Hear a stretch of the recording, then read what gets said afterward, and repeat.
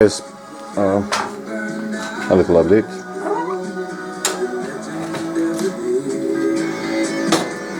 Yep.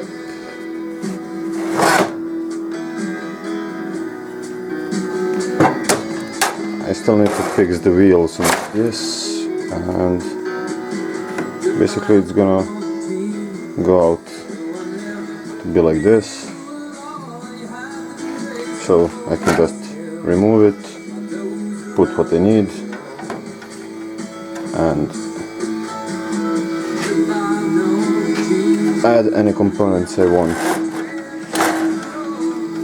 Something happened to this, I can't figure out what. Okay.